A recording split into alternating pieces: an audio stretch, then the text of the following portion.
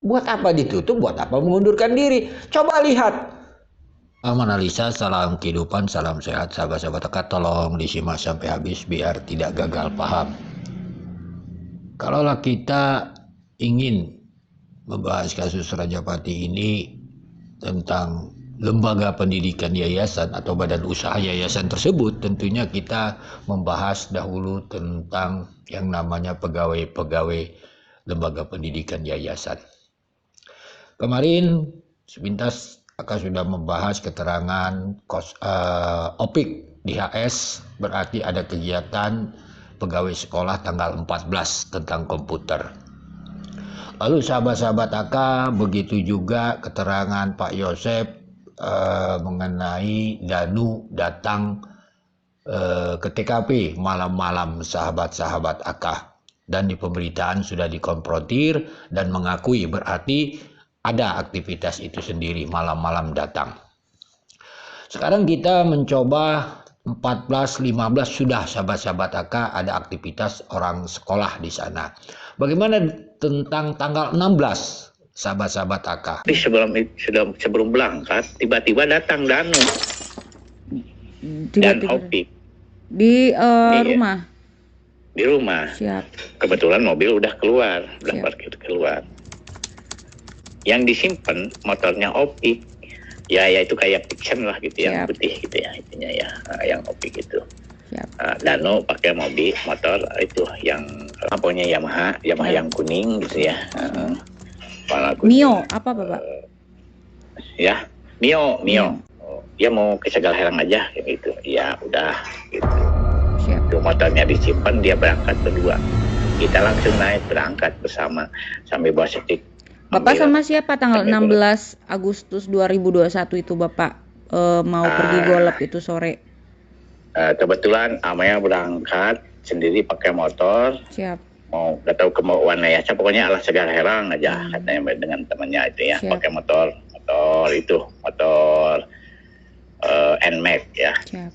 Berangkat ke sana.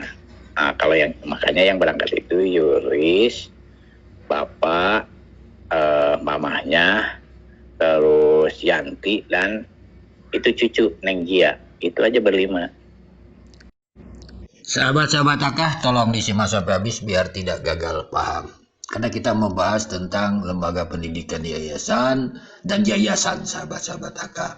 Berarti tanggal 14, 15, bahkan tanggal 15 operator datang malam-malam.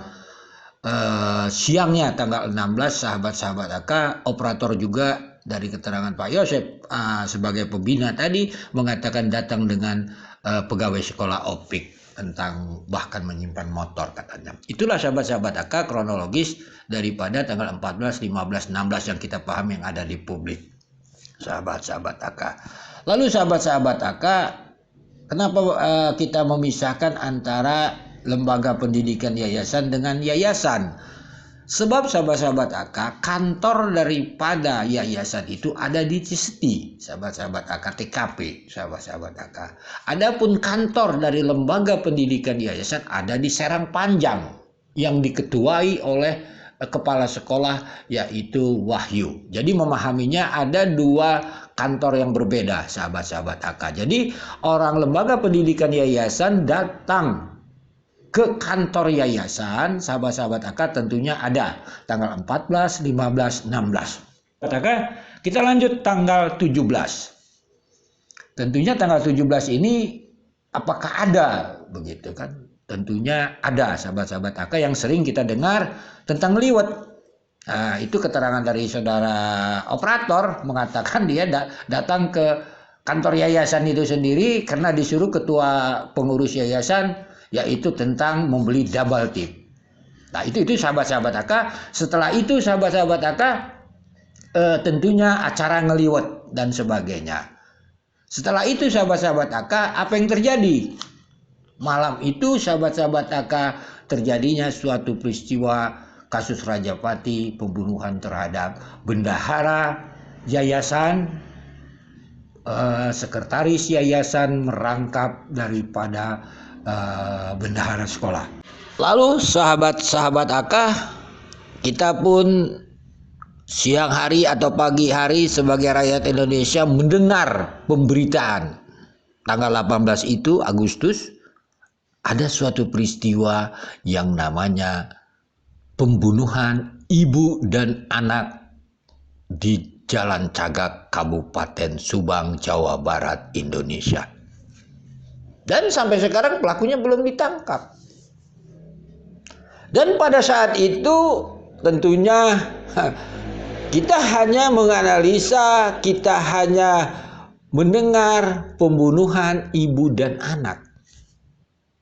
Padahal ibunya adalah korban menjabat sebagai bendahara yayasan.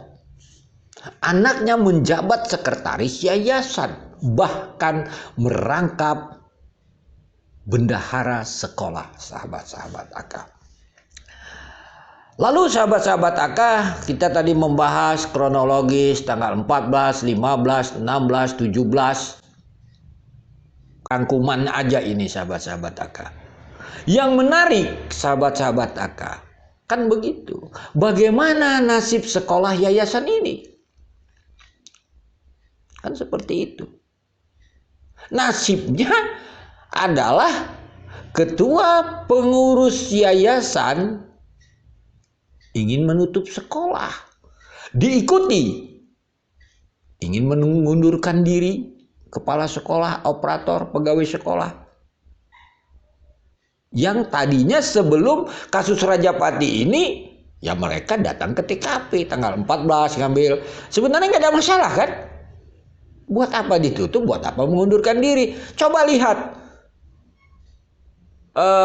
Pembina yayasan malah ingin membuka. Ya kalau memang tidak ada masalah, buat apa ditutup? Dengan alasan bermacam-macam.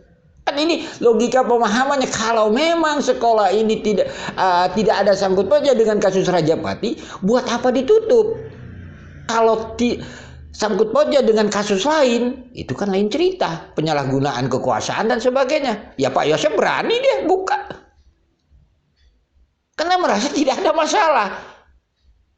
Kan ini duduk permasalahannya sahabat-sahabat AK. Jadi simpel memahaminya. Ada apa ketua pengurus yayasan ingin menutup, bahkan disertai oleh orang sekolah yayasan, kepala sekolah dan anak buahnya. Padahal korban itu adalah bendahara sekolah. Coba bayangkan sahabat-sahabat AK. Jadi simpel memahaminya, ringan-ringan saja sebenarnya. Kenapa harus mengundurkan diri dan menutup serentak itu kalau boleh dibilang. Dan Pak Yosef malah ingin membuka.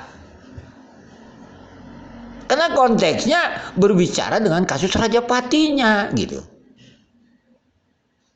Kan inti permasalahannya itu sahabat-sahabat AK. Ini simpel lah. Kita menganalisanya, patut menanyakan kenapa seperti ini harus ditutup dan sebagainya. Dengan alasan bermacam-macam. Lalu sahabat-sahabat AK nanti akan diperjelas lagi sahabat-sahabat AK. Setelah kita mengenal yang namanya mantan bendahara Dedi. Nah, ini dia sahabat-sahabat AK. Ini lebih tajam lagi nanti ke sana itu. Masa ia mau ditutup tapi sudah di cut off setelah almarhum Ibu Tuti dan Amel meninggal. Ini problem. Begitu juga ini ada yang namanya nanti keterangan dari Dedi ini bahwa bahkan ada pergerakan dari kepala sekolah itu sendiri pagi-pagi. Ini kan keterangannya, nanti kita bahas itu sahabat-sahabat session selanjutnya. Nah, begitu sahabat-sahabat AK. Jadi sahabat-sahabat AK, tentunya kalau ingin membahas kasus Rajapati ini dari ranah sekolah dan yayasan, ya AK sebenarnya salut sama pembina yayasan ini. Orang dia merasa tidak bersalah, tidak ada sangkut pautnya dengan kasus Rajapati. Ingat, ini bicara kasus Rajapatinya. Ya dia buka aja gitu. Itu pemahamannya. Sekali lagi, mohon maaf bila ada kata-kata AK yang salah. Salam sehat, salam kehidupan. Nanti kita lanjutkan episode kedua setelah terjadinya kasus Rajapati ini. Dari keterangan saudara Dedi, mantan bendahara.